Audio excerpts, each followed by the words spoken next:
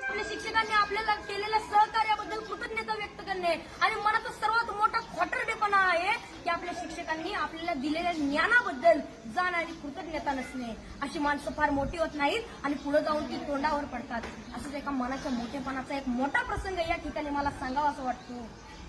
एकदा डॉक्टर बाबासाहेब आंबेडकर इंग्लंडवरून भारतात येत होते. ही बातमी त्यांच्या कार्यकर्त्यांना त्यांच्या आयोजकांना समजली. त्यांचे कार्यकर्ते बाबासाहेबांच्या विमानाची वाट बघत विमानतळावरती थांबले. बाबासाहेबांचं विमान 2-3 तास लेट होणार होतं, पण तरी सुद्धा त्यांचे कार्यकर्ते त्यांच्या स्वागतासाठी त्यांची विमानतळावर 2-3 तास वाट बघत थांबले आणि 2-3 तासानं बाबासाहेबांचं विमान विमानतळावरती लँड झालं. बाबासाहेब खाली उतरले. बाबासाहेबांचे सर्व कार्यकर्ते बाबासाहेबांच्या दिशेने पळत सुटले. ढोल ताशे वाजू लागले. बाबासाहेबांच्या घोषणेने आकाश दुमदुमून गेलं. बाबासाहेब आप आगे बढ़ो हम तुम्हारे साथ है. बाबासाहेबांचा विजय असो अशा घोषणा देत होते. कोण बाबासाहेबांचे पाय पडत होतं तर कोण त्यांना हार घालत होतं. बाबासाहेबांची नजर समोर गेली तर समोर बसलेला एक म्हातारा माणूस मात्र